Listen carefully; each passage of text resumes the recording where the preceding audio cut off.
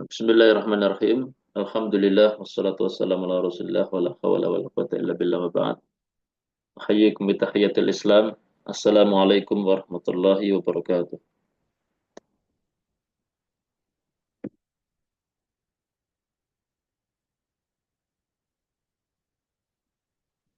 Nah, sudah hadir semua Pak ya, Pak, Ibu dan Bapak.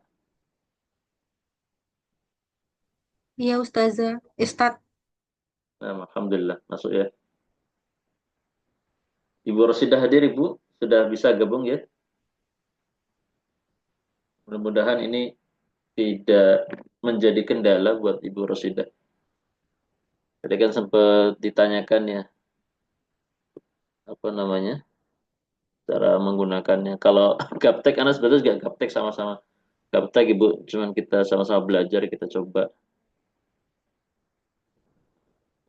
memaksimalkan fungsi media yang ada. Nah, marhaban, selamat datang kepada Bapak dan Ibu di program Wirsa Islam yang mudah-mudahan ini menjadi salah satu usaha kita untuk eh, bahasanya apa ya, mengisi suatu atau menciptakan suatu kegiatan positif di antara waktu yang Allah atau di dalam waktu yang Allah berikan kepada kita. Ini merupakan sebuah nikmat ya yang sangat eh, bernilai, yaitu waktu. Yang mata ini maghbunun fihi makatsirun minan nas. Dua nikmat yang banyak manusia tertipu, di antaranya adalah waktu luang. Ya, mudah-mudahan usaha kecil kita ini dinilai pahala oleh Allah Azza wa Jalla. Apapun tujuan yang kita inginkan dari pembelajaran ini, mudah-mudahan itu ya, apa namanya, merupakan tujuan yang baik ya. Adapun hasilnya kita serahkan kepada Allah Azza wa Jalla. Nah, insya Allah di malam hari ini, setiap Selasa ya, jadwal Selasanya, kita memiliki mata kuliah hadis tematik. Hadis tematik. Sedikit informasi saja untuk angkatan sebelumnya yang sekarang sudah masuk semester 2. Jadi mereka di kesempatan kemarin hadis tematiknya menggunakan Riyadhus Shalihin dan yang mengampu Al-Ustadz Mikdad ya, beliau langsung. Cuma karena ada dua armada bahasanya, dua angkatan ya, dan harinya sama, Selasa, Rabu, Kamis, maka anak istilahnya bagi tugas sama beliau, anak selang-seling, artinya jadwal selang-seling, dan alhamdulillah untuk yang hadis tematik di semester 1, insya Allah bersama Ana, dan Ana pilihkan kitab yang lain karena mungkin Ana belum cukup baik untuk Riyadhus Shalihin, belum menguasai dengan baik. Dulu pernah belajar cuman ya tidak apa ya, tidak maksimal.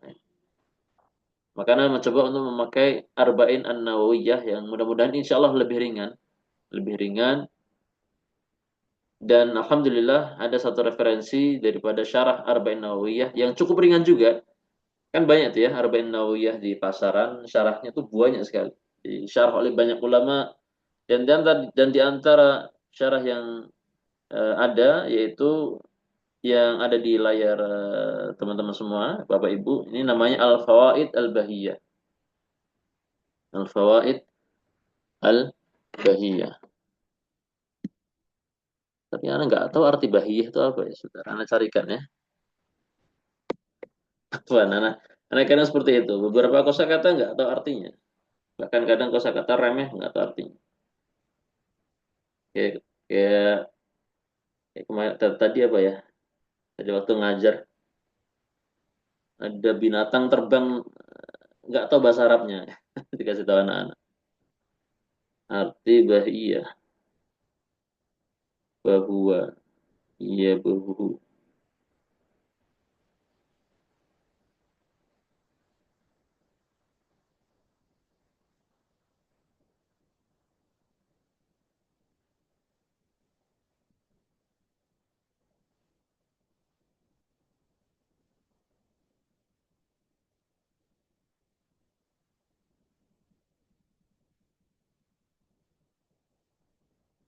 Sepertinya maknanya ini, al-fawaid al-bahiyah adalah faedah-faedah yang mana tadi terhilang.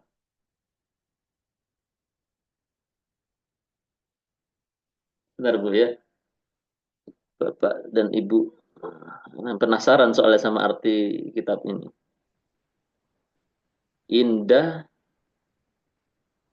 cantik, baik sekali, brilian, cemerlang ya. Mungkin semakna-makna itu ya. Jadi fawaid, faidah-faidah yang indah. Nah, seperti itulah ya. Kurlepnya, kurang lebihnya ya. Faidah-faidah yang indah dari Al-Arba'in An-Nawawiyah. Dari Al-Arba'in An-Nawawiyah.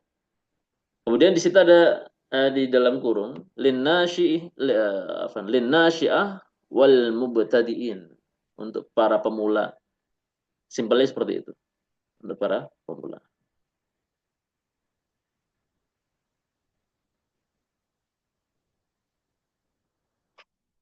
Nah, alhamdulillah ada yang bergabung lagi. Tinggal satu orang ya. Ini Ahmad UA. Afan Ahmad UA ini siapa ya? Ahmad UA. Soalnya saya ingat anak yang laki-laki hanya Pak Budowin. Masya Allah, nanti sampai materinya ya. Sisanya ibu-ibu semua. Nih. Kita lihat chatnya. Oh, Masya Allah. Nah, ini suaminya daripada Ibu Ruri ya berarti ya. Nah, fadl Ibu Ruri. Nah, berarti sisa sisa siapa ya? Kita anak cek dulu. Siapa yang daftar kemarin? Sisa Ibu Tri Indahwati kalau nggak salah ya. Nah, nanti kita sambil berjalan sambil menunggu beliau. Nah, nah, jadi ini insya Allah ya teman-teman ya, yang akan kita pakai dalam satu semester, dan satu semester ada 15 pertemuan. Setiap mata kuliah 16 pertemuan, kecuali nanti satunya itu bahasa Arab ya. Bahasa Arab ini bisa jadi lebih molor, karena mungkin pembahasannya lebih panjang. Kecuali memang sesuai silabus yang disampaikan di grup itu kalau bahasa Arab. Dan insya Allah juga bahasa Arab sama anak. Nanti kalau memang bisa tuntas sesuai silabus, nggak sampai lebih lama, artinya cukup 15 pertemuan. Dan itu kan sudah dipotong dengan pekan ujian, pekan ke-8 sama pekan ke-15. Nah, Alkitab, apa? Kitab ini dikarang oleh Dr. Hani Asyikh Jum'ah Sahal, Hafidhullah Ta'ala. Sepertinya beliau masih hidup dan kurang kenal ya. Bukan kurang kenal, memang nggak kenal. Ini karena memang yang ada pakai buat ngajar juga di pondok ya, di pondok dekat rumah sini. Ini kitab ini anak gunakan juga untuk belajar anak-anak ya, jenjang SMA.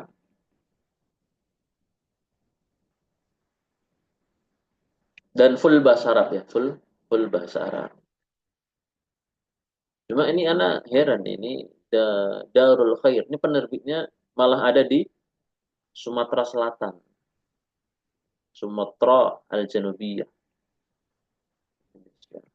Nah, ini mukadimah alhamdulillahirabbil alamin dan seterusnya. Ini nggak kita baca. Walaupun sebetulnya idealnya mukadimah itu dibaca ya. Nggak apa.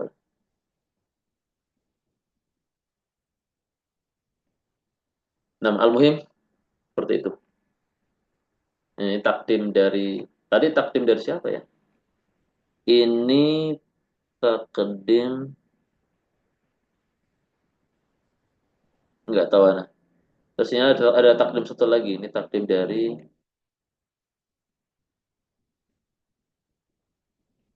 nah ini yang penulisnya langsung.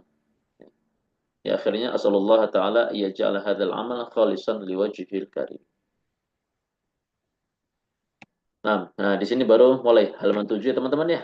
Eh, teman-teman bisa juga melakukan cetak mandiri kalau memang di sana ada kerepotan dengan apa namanya mempelajari via layar ya, via layar. Itu bila berminat. Bila hanya cukupkan via layar juga nggak masalah. Nah, mungkin mas sedikit yang ingin saya sampaikan. Anda mau coba beralih ke papan tulis bentar teman-teman ya. Kita ke papan tulis.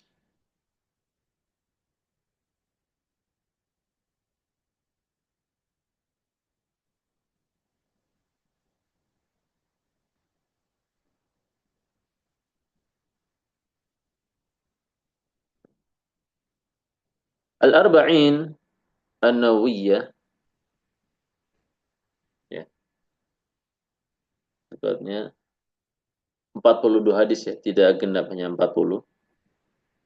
Merupakan kumpulan-kumpulan hadis yang dikumpulkan oleh Al-Imam An-Nawawi dan dia berisi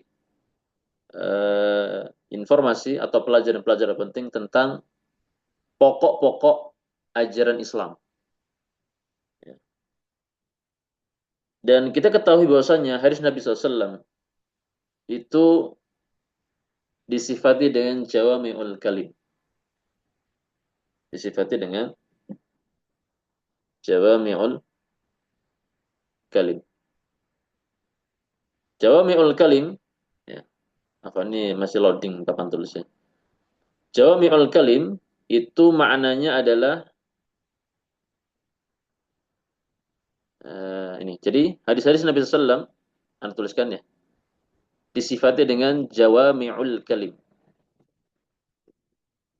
Nah, jawami'ul kalim itu merupakan satu di antara mukjizat atau kelebihan yang Allah berikan kepada Nabi kita sallallahu alaihi wasallam yang tidak diberikan kepada nabi yang lain. Yaitu ringkasnya Jawami'ul Kalim adalah ucapan yang singkat, ucapan yang singkat. Tulisan Anda tentang cekuter nih ya, nggak kebaca. Karena sambil sambil apa sebutkan ya, ucapan yang singkat namun maknanya dalam. Maknanya dalam, luas dan mencakup. Syamil ya, mencakup. Mencakup banyak informasi. Makanya kan hadis-hadis Nabi sallallahu alaihi wasallam disyarah oleh manusia yang ada setelah beliau. Setelah beliau meninggal, disyarah. Dijelaskan maksudnya, disampaikan, diambil faidah dari hadis yang sangat singkat, tapi faidahnya bisa sampai puluhan, bahkan mungkin ratusan. Ya. Nah, itulah mukjizat yang Allah berikan kepada Nabi kita SAW. Kemudian yang kedua, yang ini Anda sampaikan, ini tadi secara umum ya, secara umum hadis Nabi SAW memiliki kriteria atau sifat jawami'ul kalim. Dan itu tidak hanya arba'in nawawiyah, tidak hanya arba'in nawawiyah, tapi semua yang beliau ucapkan disifati dengan jawami'ul kalim. Kemudian yang kedua, fokus khusus hadis arba'in nawawiyah. Nah, hadis arba'in nawawiyah ini dia merupakan poros agama. Maknanya apa? Kalau seseorang mempelajari arba'in nawawiyah dengan benar, dengan baik, maka insya Allah dia akan bisa mengetahui eh, informasi-informasi atau pelajaran-pelajaran di dalam Islam secara global dan mendasar. Ya. Karena nanti Arba'in Nawawiyah, misal, tidak hanya bicara masalah akidah. Arba'in Nawawiyah berbicara masalah fikih. Arba'in Nawawiyah berbicara masalah muamalah. Arba'in Nawawiyah berbicara masalah ibadah. Arba'in Nawawiyah di antara hadis-hadisnya berbicara masalah akhlak dan adab. Nanti insya Allah kita lihat. Ya mudah-mudahan di dalam berarti 13 pertemuan ya. Mudah-mudahan bisa membahas 42 hadis. Kalaupun tidak bisa, maka tidak mengapa. Semampu kita ya, semampu kita. Ya tentu eh, apa namanya? 42 hadis ini seorang muslim ketika selesai misalkan belajar Nawawi ya, tidak berhenti di situ. Cuma tadi secara globalnya, secara mendasarnya dia sudah dapat. Kalau dia memang belajar dengan baik, dia pelajari syarahnya, dia pelajari penjelasan-penjelasan lebih dalam tentang hadis-hadis yang ada di Arba'in Nawawiyah, ya, insya Allah bisa. Namun kalau ingin lebih, dia akan menambah dengan hadis-hadis yang lain. Dan apa yang dilakukan Al-Imam An-Nawawi ini sangat luar biasa. Karena sebetulnya dikumpulkannya 42 hadis ini bukan semata-mata bukan semata-mata bentuk keisengan apa iseng. Jadi misalkan coba-coba Anda ngumpulin 40 hadis. Misalkan Anda ya, misalkan kita lah kita. Ayo kita kumpulkan 30 hadis. Nah, kumpulin 1, 2 sampai 30. Nanti akhirnya kita bikin al ah, al apa namanya? As-salatun misalkan. Nama kita siapa misalkan ada orang namanya Hamid, Al-Hamidiyah. Jadi bukan sekedar iseng. Jadi sebetulnya apa yang dilakukan Al-Imam An-Nawawi ini memiliki landasan yang akhirnya memotivasi beliau untuk menulis atau mengumpulkan 40 hadis. Tepatnya 42 hadis. Dan ini juga dilakukan oleh ulama yang lain atau sebagian ulama yang lain. Ya. Mereka juga melakukannya karena ada landasan yang menjadi motivasi mereka mengumpulkan 40 hadis. Ya. Walaupun memang nyatanya hadis tersebut tidak sahih. Seingat anak, kurang lebihnya secara terjemahnya anak kurang hafal lah pada bahasa Arabnya. Barang siapa yang mau mengumpulkan 40 hadis ya, tentang agama ini, maka dia akan dibangkitkan bersama kumpulan para ulama. Ya.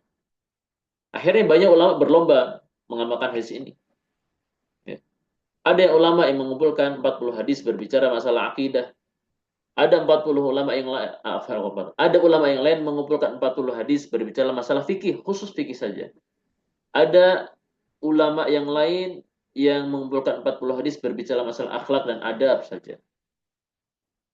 Dan beberapa melakukan hal yang sama. Dan di antara adalah Imam An-Nawawi, ya, beliau mengumpulkan 42 hadis, namun tidak dengan satu disiplin ilmu saja. Tidak fokus akidah tok, tidak. Tidak misalkan masalah akhlak adab tok, tidak. Beliau kumpulkan mencakup banyak disiplin ilmu. Ada yang masalah akidah, ada yang masalah ibadah, ada yang masalah akhlak, ada yang masalah muamalah, dan yang lain. Itu ada di 42 hadis. Nanti insya Allah kita pelajari ya. Nah, ini mukadimah yang ini Anda sampaikan tentang Al-Arba'in An-Nawawiyah. Dan Anda menduga, ini sekedar menduga ya. Kalau yakin kan nggak tahu kan ya. Mungkin ada di antara teman-teman yang sudah pernah mempelajarinya. Dan bila mana nanti dalam pembelajaran ke depan, kalau ternyata dalam kajian yang kita jalani di sana di sana antum mendapati melakukan atau apa namanya kesalahan berupa penjelasan yang keliru atau kurang tepat,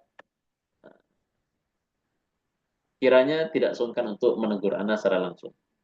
Ya. Apakah itu dengan apa namanya terutama apa namanya dengan pesan saja, ya dengan pesan singkat. Ada kekurangan Ustaz, misalkan di sini-sini. Nah, terutama buat teman-teman yang pernah belajar hadis-hadis ini. Ya. Ya, artinya di sini kita sama-sama belajar, bukan anak sedang mengajari Bapak Ibu semua, enggak. Kita ngaji bareng-bareng, kita gali faidah atau mutiara-mutiara faidah yang indah, yang cantik, yang bernilai daripada 40 hadis yang dikumpulkan oleh Al-Imam An-Nawawi rahimahullah. Nah, ahlan Ibu Tri Indahwati ya, sudah bergabung, Masya Allah. Marhaban ya Ibu Tri. Nah, sekarang kita masuk kepada hadis pertama ya. Masuk kepada hadis pertama. Ini memang kalau apa namanya? Mungkin teman-teman sudah pada tahu ya, kalau papan tulisnya ada, maka yang share screen-nya yang tadi PDF hilang. Dan kalau papan tulisnya kita hapus, baru kita bisa share screen. Nah, sekarang kita beralih ke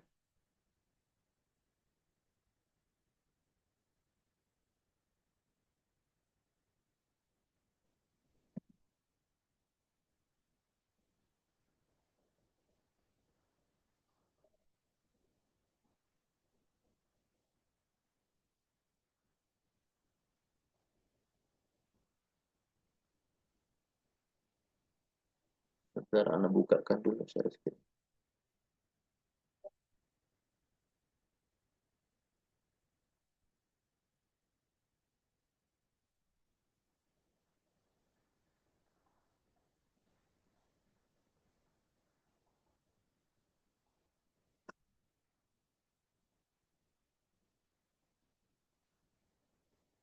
Close itu.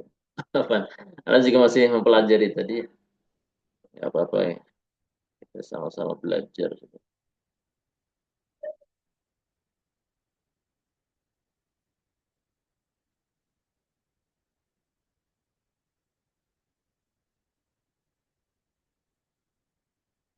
Share screen dari PP. Nah, alhamdulillah berhasil.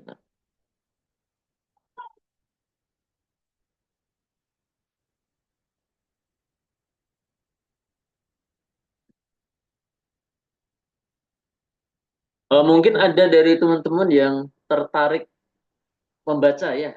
Misalkan yang udah ngantuk-ngantuk ini, mungkin dengar suara Ana yang kurang kurang menggelegar. Bisa membaca hadis pertama ya, hadithul awal an Amirul Mukminin. Tafadhal. Mungkin ada salah satu dari ibu-ibu atau mungkin Pak Budawin ya. Silakan yang berminat. Enggak Ana tunjuk lah. Tafadhal. Bila ada yang minat, Ana Ustaz mau baca. Yang ini kan ada harakatnya nih, insyaallah bisa. Tafadhal. Kita tunggu ya.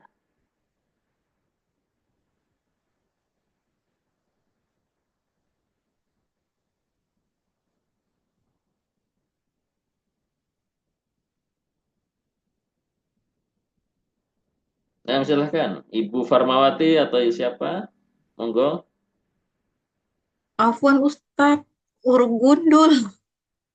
Enggak, Bu. Yang ini ada harakatnya, Bu. Ini ya, An Amiril Iya, Mukminin. yang ini aja. Yang ini aja hadisnya saja. Nanti yang gundulnya mungkin nanti yang lain. Fadal, Ibu. Coba ya Ustadz. Nah, An Amiril Mukminina Amr, Amr ni Hatib, Hatib. Lanjut. nah, Bu, lanjut. Dilanjut saja, Bu. Lanjut. Sampai Rawahul Bukhari Muslim, Wa Muslim. Qala sami'tu Rasulullah yaqul yaqulu innama in innamal a'malu binnit wa innama likulli mari nawa faman kanat hijratuhu ilallah wa rasuli fahijratuhu ilallah wa rasulih wa man kanat wa man kanat hijratuhu lidunia yasibu au amroati ating kihu kihu fahijratuhu ila mahajara ili. Nah, syukur lagi ya Ibu Farmawati. Barakallahu fiik. Sudah memberanikan diri untuk membaca hadis pertama. Nah, jadi teman-teman semua, hadis pertama ini berbicara tentang urgensi niat, ya. Urgensi daripada niat untuk sebuah amalan. Karena kita tahu bahwasannya nilai untuk sebuah amalan itu dilihat daripada niatnya. Motifnya apa? Ya, motifnya apa? Ya beda dong antara orang misalkan si A sama si B, dia sama-sama melakukan suatu kegiatan positif. Misalkan mereka badminton nih, tanding ya. Si A sama si B badminton. Ya, pokoknya namplek lah. Namplek pakai raket. Tak tok dah. Namun, antara A dan B, keinginan mereka dari apa yang mereka lakukan, melakukan olahraga badminton tadi berbeda. Motifnya beda. Yang A memang menginginkan sebuah usaha untuk hidup sehat. Pola hidup sehat di antaranya adalah olahraga teratur misalnya. Akhirnya dia suka badminton, dia rutinkan badminton. Dan beda dengan si B.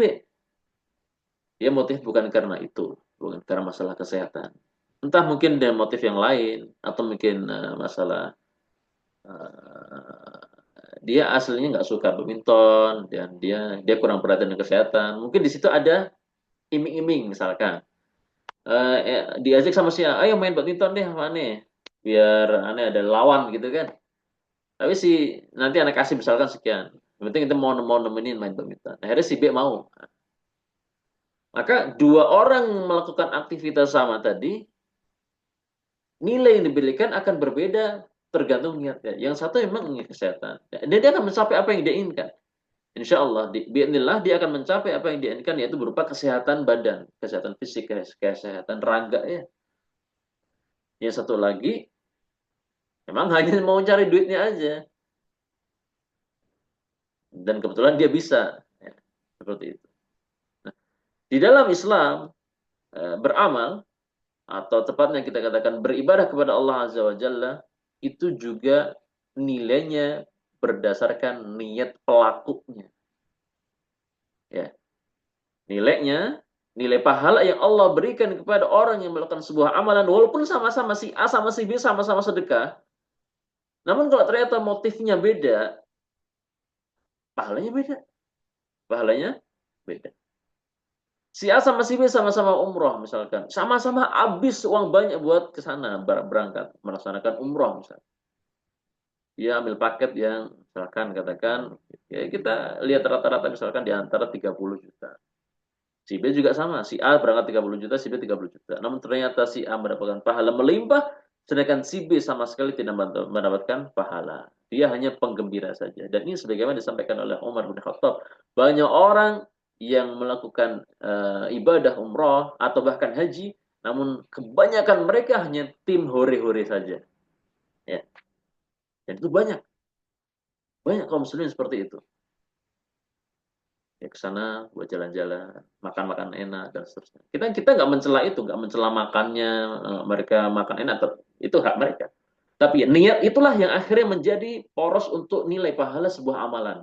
Nah itu, nilai pahala sebuah amalan. Dan inilah hadis yang mulia yang dibawakan oleh Imam oleh Khalifah uh, Rasulullah SAW, yaitu Umar bin Khattab Amirul Mukminin radhiyallahu anhu. Nah, Anda coba baca ya, bisa teman-teman simak.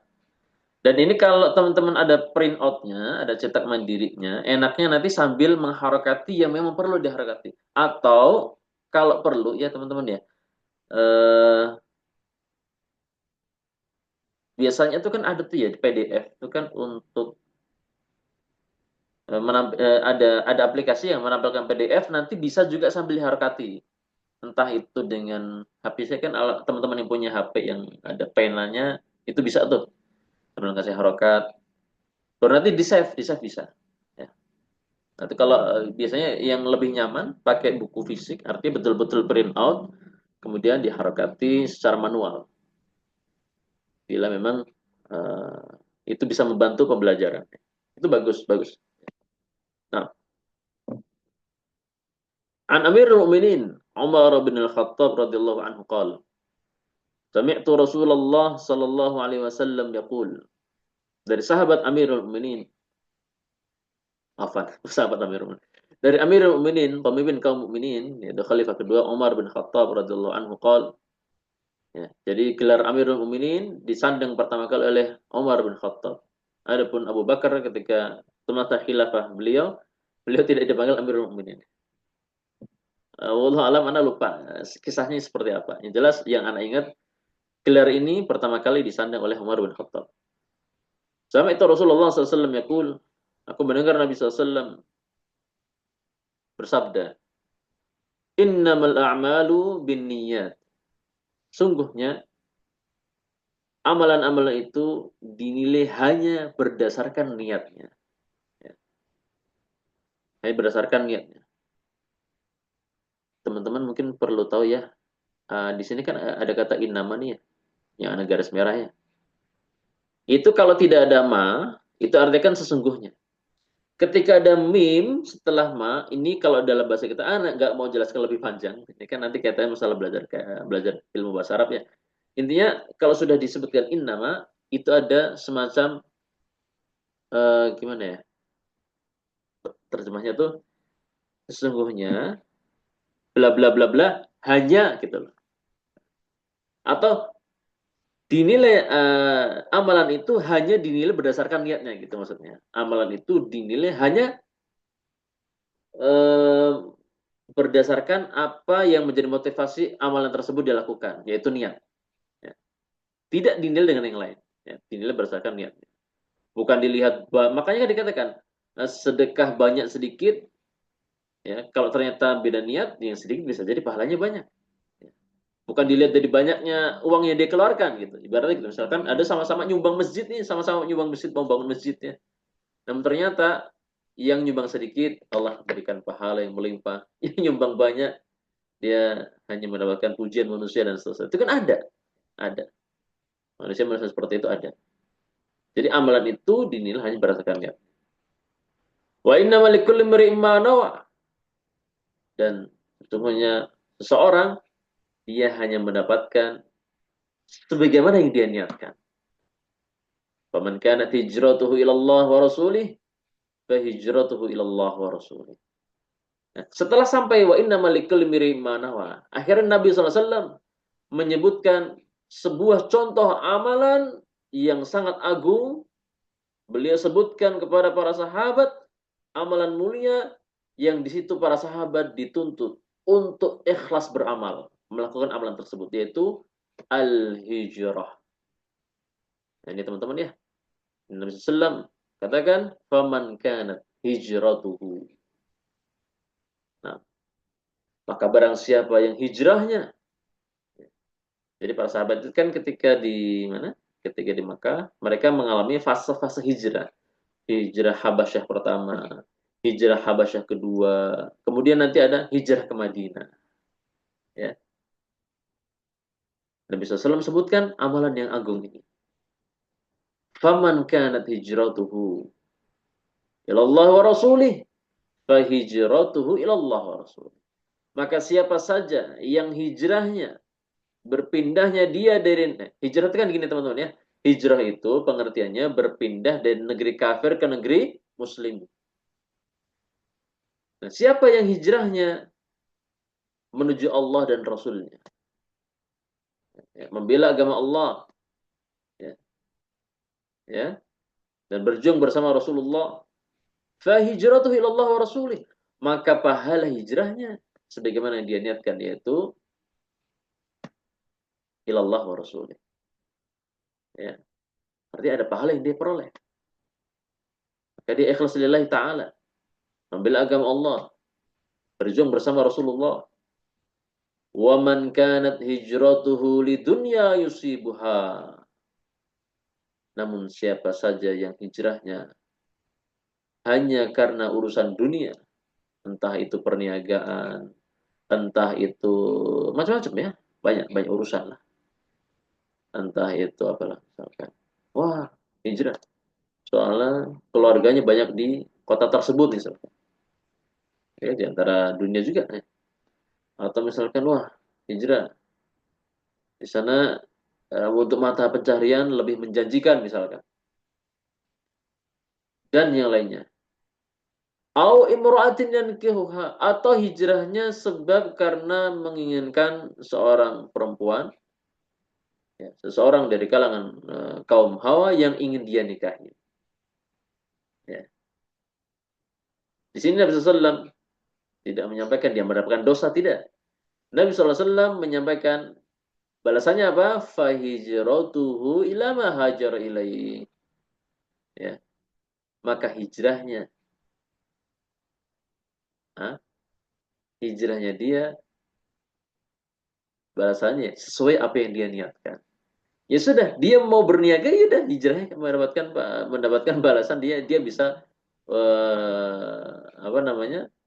Mungkin mencapai apa yang dia inginkan daripada perniagaan, atau yang tadi dia mencapai apa yang diinginkan daripada menikahi seorang wanita. Nah, seperti itu. Jadi ini amalan mulia yang Nabi SAW sebutkan. Tentu Nabi SAW sebutkan amalan ini bukan tanpa alasan, ya, bukan tanpa alasan. Ya. Dan di antara yang menjadi sebab Nabi SAW menyebutkan amalan ini, eh, jadi banyak hal, ya, banyak hal. Di antaranya adalah masalah pernah ada dari kaum muslimin yang niat hijrah itu bukan karena Allah dan Rasulnya. Artinya bukan karena membela Islam, namun karena dia mengincar seorang perempuan, ya, untuk dinikahi, seperti itu. Nah, yang menarik lagi bahwasanya di sini Nabi SAW sebutkan permisalan amalan untuk sahabat, untuk kaum muslim dituntut ikhlas itu dengan hijrah karena satu sebab yang masya Allah, ya. Jadi orang Arab itu terkenal orang yang hubbul watan. Hubbul watan itu apa, teman-teman? Hubbul watan itu cinta tanah air. Sebentar. Hubbul watan.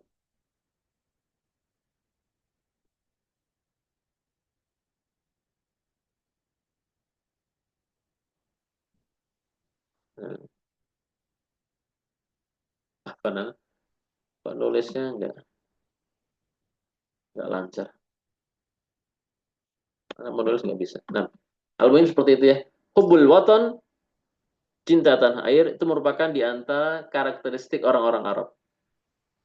Anda nggak tahu kalau orang Arab sekarang. Yang jelas orang Arab zaman dulu, mereka termasuk orang yang cinta banget dengan kampung halaman. Nah, ketika akhirnya kaum muslimin diperintahkan oleh Allah Azza wa Jalla untuk hijrah. Ini kita ketahui tadi, ya, kita sudah sebutkan hijrah Habasyah pertama, hijrah Habasyah kedua, sampai akhir hijrah ke Madinah. Ya. Tentu ini merupakan sesuatu yang bisa dibilang amalan yang cukup berat. Apalagi mereka terkenal dengan orang yang cinta cinta kampung halaman, cinta kampung halaman. Di mana akhirnya mereka harus merantau di negeri yang entah mereka tidak kenal siapa-siapa, di suatu daerah yang mungkin kita nggak tahu atau mereka tidak tahu mau usaha apa, dan seterusnya.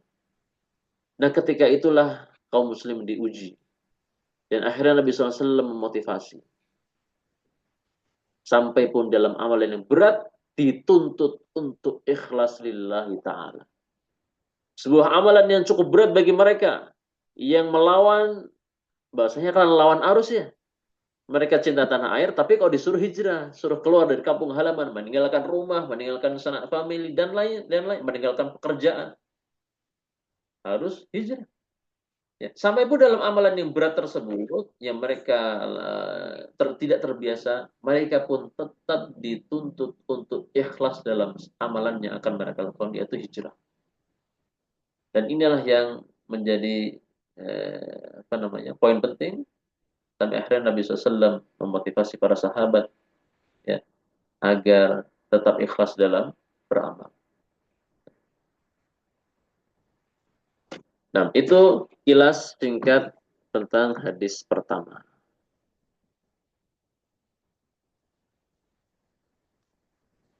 Tapi hijrah yang ini, ya, hijrahnya para sahabat, ya, itu sudah selesai. Adapun hijrah yang dimaknai berpindah dari negeri kafir ke negeri Islam, itu akan tetap ada sampai hari kiamat. Artinya syarak syariat tersebut, syariat hijrah itu tidak disuntik mati ya. Tidak sih. Artinya tidak vakum ya, tidak vakum. Bukan sudah tidak berlaku ya. Jadi hijrah, syariat hijrah itu masih berlaku sampai nanti tegaknya hari kiamat.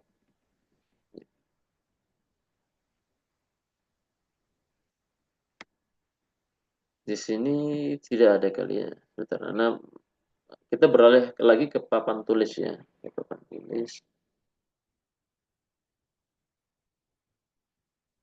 Sekarang nggak ada di buku, kita ke papan tulis lagi.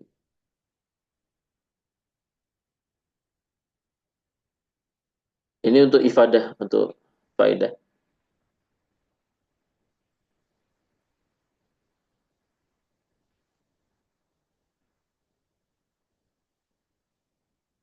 Dikatakan dalam sebuah hadis Nabi SAW, hadis sahih yang berbunyi la hijrata ba'dal fathi.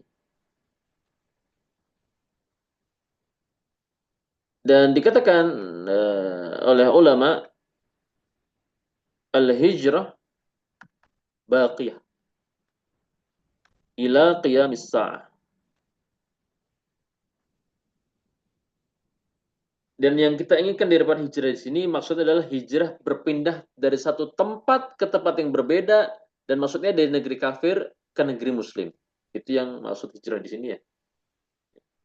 Bukan makna hijrah yang maknawi ya, kan ada juga hijrah yang maknanya gini, berpindah dari fase ke bahasa sederhananya kemaksiatan atau kenakalan ya, kenakalan. Kemudian bertobat dari misalkan bertobat dari riba menuju tidak riba lagi. Misalkan. Itu juga bisa dimaknai hijrah maknawi. Nah, yang kita inginkan di sini adalah tentang hijrah berpindah dari negeri kafir ke negeri kaum muslimin. Dikatakan dalam sebuah hadis Nabi SAW bersabda, la hijrata ba'dal fathi. Tidak ada hijrah setelah Fathu Makkah. Namun, ada perkataan ulama yang mengatakan al-hijratu baqiyatun ila qiyamis sa'ah. Hijrah, yaitu perpindahan, syariat berpindah dari negeri kafir ke negeri kaum muslimin, itu tetap berlaku sampai hari kiamat. Nah, dua hal ini teman-teman, itu tidak bertentangan. Di sabda Nabi SAW mengatakan tidak ada lagi hijrah setelah Fathu Makkah. Dan di perkataan ulama mengatakan hijrah tetap ada sampai hari kiamat, ini tidak bertentangan. Sejatinya tidak bertentangan. Bagaimana penjelasannya? Penjelasannya adalah bahwa ini sedikit informasi saya untuk faedah teman-teman ya, faedah tambahan masalah hijrah ya. Tadi kan hadis pertama fokusnya sebetulnya masalah niat aja. Nah, penjelasannya adalah bahwasannya al-fathah di sini tadi kan maknanya Fathu Makkah ya. Fathu Makkah ya. Yaitu tidak ada hijrah setelah Fathu Makkah. Maksudnya adalah tidak ada lagi kewajiban hijrah ke kota Madinah atau keluar dari kota Makkah menuju negeri manapun setelah terjadinya Fathu Makkah. Kenapa demikian? Fathu Makkah sebelum terjadi Fathu Makkah, Qabla itu kan sebelumnya. Sebelum terjadi Fathu Makkah, Makkah adalah baladul kufur, negeri kafir. Karena memang di situ banyak manusia musyrikin berkumpul, dan di antara adalah Masjidil Haram ketika itu sekitaran Ka'bah itu dipenuhi dengan patung-patung, bahkan dikatakan berjumlah 360 patung. Di antara patung yang senior adalah yang menurut mereka hebat ya, istilahnya sepuhnya Lata, Uzza, dan Manat. Satu lagi Hubal. Dan di antara juga patung yang ada dari 360 patung tersebut adalah patung yang aslinya dulu adalah manusia. Manusia asli yang kemudian melakukan perbuatan tidak baik di dalam Ka'bah, laki perempuan, kemudian Allah ubah mereka menjadi patung. Dan itu disucikan oleh orang-orang kufar Quraisy tatkala itu. Sehingga Ka'bah yang dulunya penuh dengan patung-patung yang disembah oleh manusia, inilah menjadi sebab Makkah waktu itu masih negeri kafir. Dan setelah Fathu Makkah, ya, setelah kaum muslimin, para sahabat bersama Nabi Shallallahu Alaihi Wasallam membebaskan kota Makkah, ya, ba'da Fathu Makkah, maka dia menjadi baladul Islam. Jadi baladul Islam, menjadi negeri Islam. Yang pada akhirnya kan semua patung dimusnahkan, dihancurkan, ya. Bahkan sahabat-sahabat senior diutus untuk menghancurkan patung-patung tertentu. Ya. Seperti Ali diutus untuk menghancurkan patung, lupa patung apa. Ya. Itu patungnya macam-macam itu. Dikultuskan, dijaga, dirawat oleh orang Quraisy ketika itu.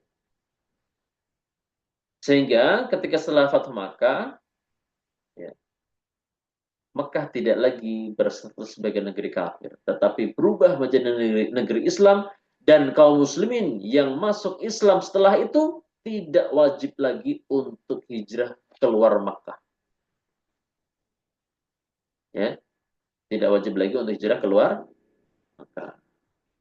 Dan di antara yang menarik daripada peristiwa Fathu Makkah, yaitu adalah kisah paman Nabi SAW, yaitu Abbas bin Abdul Muttalib. Waktu itu beliau jadi masuk Islam. Lupa mau Islamnya udah agak lama atau belakangan. Intinya beliau juga belakangan masuk Islam. Maksudnya beliau tidak langsung hijrah ketika itu. Dan ketika setelah masuk Islam, selang beberapa waktu, beliau ingin hijrah menuju Madinah, menuju ponakannya, itu Nabi SAW. Itu belum Fathu Makkah. Dan ternyata di perjalanan mereka bertemu pasukan yang nantinya, yaitu pasukan kaum muslimin yang nantinya akan melakukan Fathu Makkah. Sehingga Al-Abbas bin Abdul Muttalib dengan izin Allah Azza wa Jalla mendapatkan kesempatan, yaitu melakukan amalan hijrah, berpindah dari Makkah yang sebelumnya adalah negeri kafir, ya, menuju Madinah. Anda lupa apakah sampai Madinah atau tidak, ya, yaitu negeri kaum muslimin. Artinya apa? Tidak selang berapa lama, artinya antara keluarnya Al-Abbas dengan peristiwa Fathu Makkah itu gak lama. Jadi Masya Allah, ya. Jadi Allah punya rencana yang sangat indah. Allah sayang kepada paman Nabi SAW, yaitu Al-Abbas. Ya. Beliau mendapatkan kesempatan untuk hijrah, atau mendapatkan kesempatan untuk meraih pahala hijrah dari negeri kafir menuju negeri Islam. Itu salah satu paman Nabi SAW. Jadi kan paman Nabi SAW, ya kalau kita tahu, ya. Jadi paman Nabi itu yang hidup ketika Nabi, yang masih hidup ketika Nabi SAW diutus menjadi Nabi, ada 4. Ada Al-Abbas. Pokoknya ada 4, yang 2 itu kafir, yang 2 itu muslim. Yang kafir itu Abu Lahab sama Abu Lahab sama Abu Talib. Cuma Abu Lahab ini kafir dan memusuhi Nabi SAW. Adapun Abu Talib kafir tapi membela Nabi SAW. Ya. Sedangkan 2 yang berikutnya adalah yaitu Hamzah bin Abdul Muttalib yang meninggal di perang Uhud. Ya. Di perang Uhud, ya kalau salah, ya lupa. Intinya masuk Islam di awal, berjuang bersama Nabi SAW, kemudian meninggal. Adapun Al-Abbas masuk Islam juga tapi belakangan. Jadi inilah paman-paman Nabi SAW, ya, yang hidup ketika Nabi SAW diutus menjadi Nabi. Nah, itu tadi. Ketika sudah Fathu Makkah, maka tidak lagi ada hijrah. Sehingga pernyataan ulama yang ada di perkataan ini yang nomor 2, ya, yang nomor 2. Hijrah itu tetap akan ada syariatnya sampai tegaknya hari kiamat, itu tidak bertentangan dengan hadis tadi. Artinya apa? Amalan berpindah dari negeri kafir menuju negeri Islam alias hijrah itu masih berlaku dan bisa menjadi wajib bila mana memang orang yang berada di negeri kafir tersebut mampu untuk hijrah. Makanya kalau ada orang, misalkan orang dia muslim tinggal di negara kafir, dia lahir di sana juga misalkan, dan ternyata Allah karuniakan rezeki yang melimpah, di kondisi negara tersebut, di negara tersebut kondisinya sangat-sangat memprihatinkan. Artinya untuk masalah dakwah juga tidak ada. Dan orang tersebut mungkin tidak kuat untuk melakukan eh, dakwah kepada penduduk di tempat dia tinggal. Dan ternyata eh, kemudahan untuk keluar dari negara tersebut apa namanya diberikan oleh pemerintah negara tersebut. Sampai akhirnya apa namanya Fulan tadi kita contohkan saja ya. Kalau ternyata Allah berikan kelebihan harta dan kemudahan untuk bisa keluar dari negara kafir menuju negeri Islam, maka dia wajib keluar. Wajib keluar dari negara kafir. Namun kalau ternyata dengan keterbatasan ekonomi misalkan, atau kesulitan birokrasi bagaimana bisa berpindah atau keluar dari negara di tempat dia lahir, sulit, ya sudah. Fattaqullaha mastata'tum. Sehingga di sini ada faedah lain bahwasanya eh, sebagai seorang muslim yang baik beriman kepada Allah Azza wa Jalla, tidaklah pantas dia memiliki cita-cita tinggal di negara kafir. Karena tinggal di negara kafir itu kalaupun harus ya, itu pun syaratnya ketat. Ulama sudah memberikan rambu-rambu. Ya. Di antaranya dia harus memiliki benteng ilmu agama. Kemudian dia apa namanya hajat yang dia inginkan di negara tersebut memang tidak ada di negara kaum muslimin. Kemudian yang lainnya adalah ketika sudah selesai urusan, urusan segera pulang, bukan malah berlama-lama. Bahkan sebagian kaum musliminnya banyak kaum muslimin sekarang cita-citanya tinggal di negara-negara yang notabene adalah negara kafir. Itu tidak baik. Nah, itu kilas tentang hijrah dan kita kembali lagi ke hadis.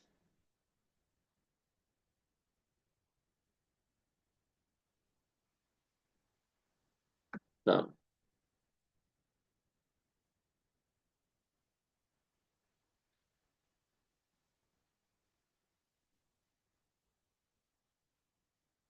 at-ta'rifu bir-rawi wa sahabiyul jalil. Teman-teman bisa perhatikan ya. Umar bin Khattab bin Nufail al-Adawi al-Qurashi. Yaitu Umar bin Khattab bin Nufail al-Adawi al-Qurashi radhiyallahu anhu. Amirul Mukminin wa thani al-Khulafa ar-Rashidin.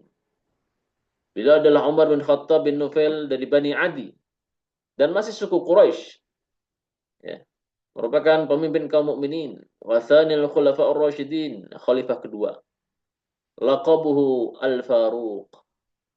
Kana islamuhu nasran 'aziman lil muslimin. Masuk Islamnya Umar merupakan bentuk pertolongan yang agung, yang besar untuk kaum muslimin dari Allah Azza wa Jalla.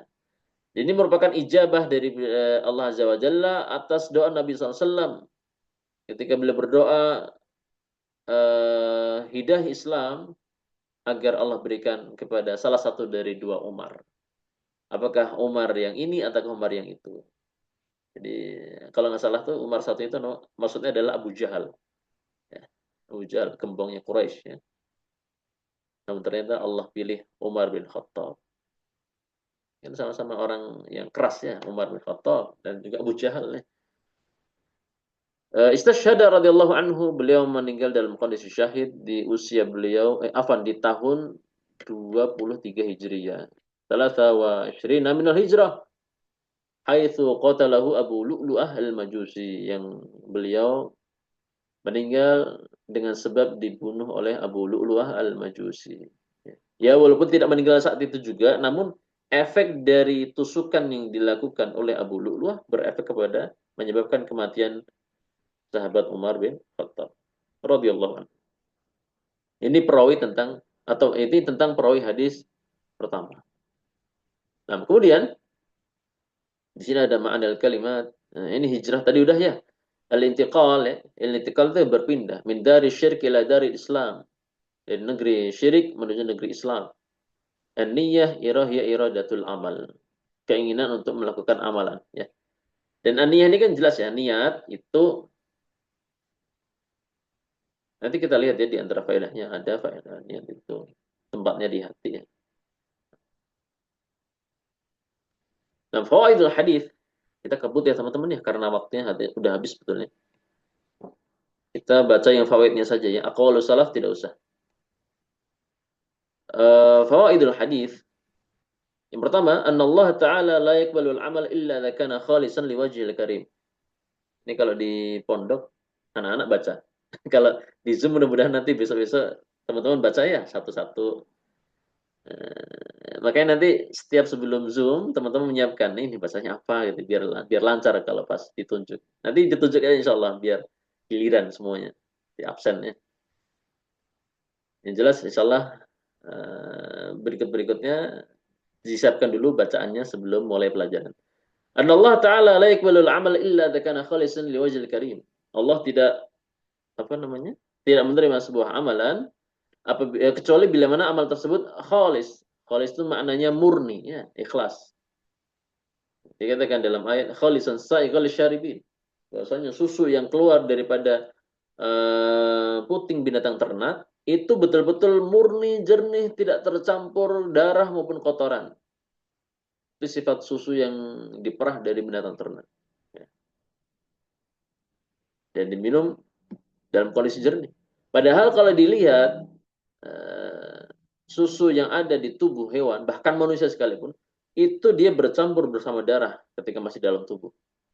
Dan tentu juga ada kotoran-kotoran. Namun ketika keluar, dia tidak ada sedikit pun darah yang ikut keluar ataupun kotoran yang bercampur di dalam susu tersebut. Nah, amalan yang dilakukan seorang hamba atau ibadah yang dipersembahkan oleh hamba kepada Allah Azza wa Jalla tidak boleh tercampur ria, kotoran sum'ah, kotoran ujub dan yang lainnya. Dia harus murni hanya untuk Allah Azza wa Jalla. Khalisan li wajhil karim. Murni untuk Allah Azza wa Jalla. Nah, baru Allah mau menerima. Tapi kalau ada faktor yang lain, ada keinginan yang lain, macam-macam lah. Ya gimana? Mungkin kadar ikhlasnya berkurang. Ya mudah-mudahan masih bisa ada pahalanya, tapi yang jelas tidak sempurna. Seperti itu. Nah, yang kedua, ikhlasul amalillahi ma'anahu ayya'mal al-muslim al-amala yabtaghi bidzalika wajh Allah. La yatlubu thana'an nas aw madahahum. Ikhlas beramal untuk Allah Azza wa Jalla maknanya apa? Ayya'mal al-muslim al-amala. Seorang muslim melakukan amalan, dengan amalan tersebut dia berharap, ia bataghi bidzalik. Dia berharap dengan melakukan amalan tersebut apa? Mengharap apa? Balasan apa? Wajah Allah. Dia mengharapkan pahala dari Allah. Jadi ikhlas itu teman-teman bukan artinya kita nggak mengharapkan apa-apa. Mungkin sebagian orang mengatakan saya ikhlas kok. Nah, atau mungkin uh, apa namanya? Atau sebagian orang sering ikhlas. Jadi kayak nggak ada keinginan apa-apa. Bukan seperti itu. Ikhlas itu justru mengharapkan balasan. Tapi balasannya kepada siapa? Kepada Allah Azza wa Jalla. Balasan dari Allah Azza wa Jalla untuk amalan dia lakukan. Ya. Dia berharap wajah Allah. Dia berharap surganya Allah. Dia berharap bisa minum sungai di surga dan seterusnya. Wala yatlubu thana'an nas aw madahahum. Dia tidak meminta pujian manusia atau sanjungan manusia. Nah. Kemudian yang ketiga, salisa. An-niyatus salihah la tuhsinul amal al-qabih. Niat yang salih tidak bisa merubah amalan buruk menjadi baik. Contoh, misalkan seorang mencuri untuk bersedekah.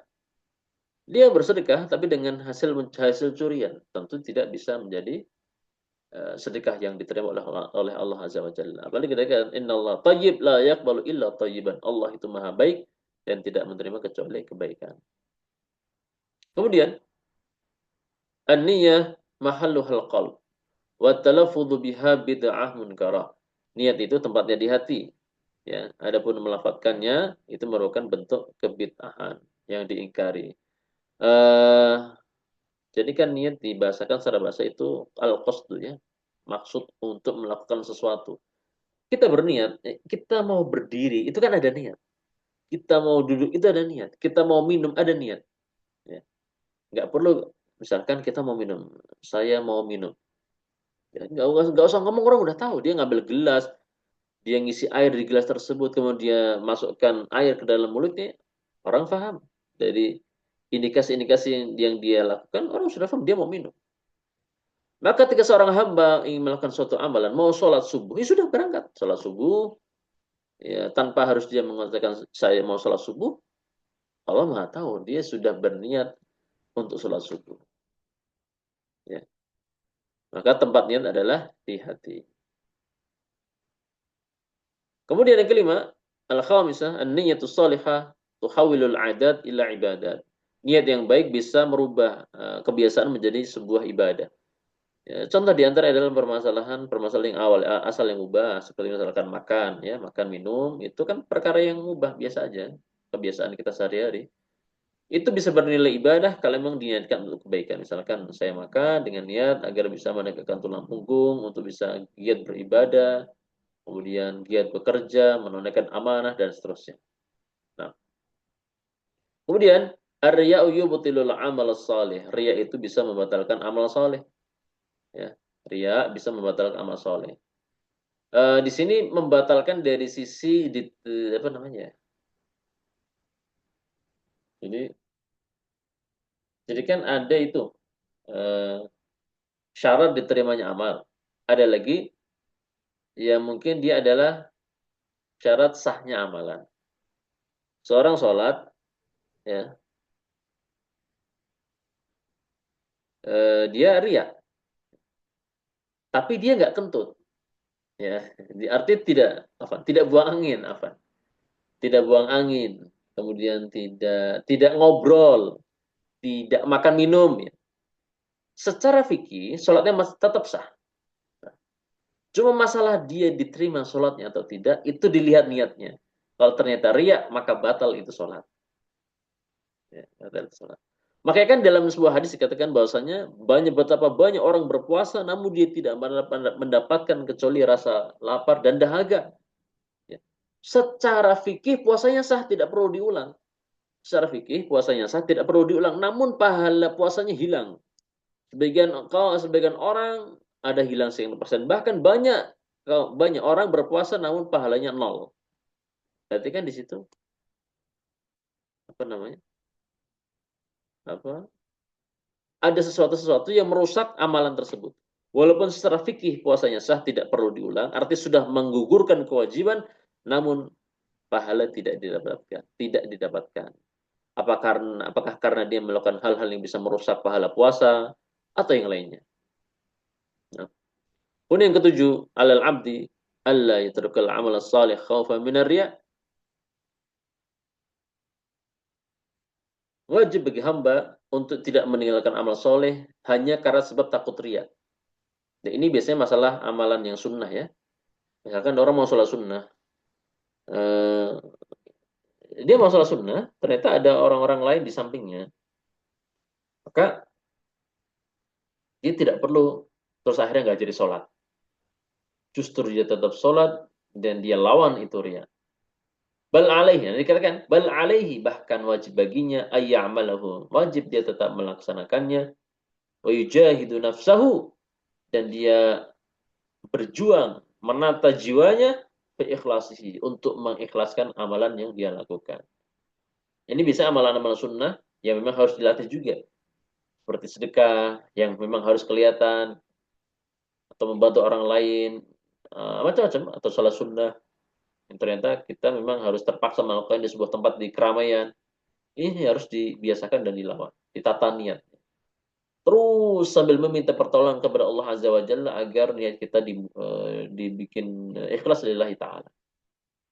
Adapun amalan-amalan wajib, ya, itu kita riya atau tidak riya, ikhlas atau tidak ikhlas, tetap wajib dilaksanakan. Karena itu merupakan bentuk ketundukan kepada Allah Azza wa Jalla. Masalah hati ini mungkin masih ada motif-motif ingin mencari pujian manusia. Misalkan seorang laki-laki, dia sholat di masjid, berjamaah. Ya. Kemudian dia berjuang, ternyata ada riak yang menggerogoti jiwa. Pokoknya dia lawan terus. Inti berhasil melawan atau berhasil melawan, pokoknya amalan wajib tetap terus harus dilakukan. Ya. Bahkan kalau ternyata amalan tersebut harus ditampakkan di depan manusia, ditampakkan. Contoh tadi, sholat berjamaah. Gimana kita sholat berjamaah sembunyi-sembunyi? Nggak bisa. Sholat berjamaah itu ditampakkan. Contoh lain seperti misalkan berhaji, berumrah, semuanya harus dilihatkan ke depan manusia yang lain. Nggak mungkin dong kita berhaji secara terpisah dari kaum muslimin. Ya, haji di satu tempat yang sama, di waktu yang sama. Masa mau haji di apa, kuburan atau tawaf di kuburan? Kan nggak mungkin seperti itu. Itu kalau amalan wajib. Apalagi kalau dia memang wajib ditambahkan menjadi syiar Islam, harus ditambahkan. Dan sambil dia menata niat. Sambil dia menata niat. Nah, selesai di poin ketujuh ini, selesai juga pembahasan hadis pertama, Alhamdulillah. Dan kita tidak baca aqwaulus salaf ya, karena cukup panjang. Nah, insyaallah nanti pertemuan berikutnya kita masuk ke hadis berikutnya. Nah, tidak ada tanya jawab ya teman-teman ya. Tanya jawab ataupun kalau ada tanya jawab di kesempatan berikutnya teman-teman bisa lewat chat dulu untuk nanti Anda bisa baca ya. Mungkin jadi pertanyaannya dimasukkan ke chat Zoom, jadi nanti Anda baca. Karena kadang Anda belum bisa langsung menjawab kalau ternyata pertanyaannya sulit. Karena Anda sendiri ya beda sama kalau Ustadz Mikdad memang beliau berguru langsung dengan masyayikh di kota Madinah. Berguru pelajaran di disiplin ilmu yang banyak, ada hadis, ada fikih, ada akidah. Kalau Anda ya wallahu alam ya. Jadi Anda khawatirnya kalau dibuka sesi tanya jawab secara langsung secara live Anda nggak bisa jawab. Ya. Karena di sini kita sama-sama belajar, sama-sama mengambil faidah yang mudah-mudahan faedah tersebut bisa kita amalkan. Itu saja sih intinya ya. Tidak menjadi forum perdebatan, apalagi sampai yang neko-neko. Makanya Anda kalau sudah sesi tanya jawab sebenarnya nggak berani. Ya kalau bisa teman-teman chat dulu, ya, ketik di ruang chat. Nanti kalau Anda bisa jawab, Alhamdulillah. Mungkin dengan mencari sumber-sumbernya, baru kita bahas.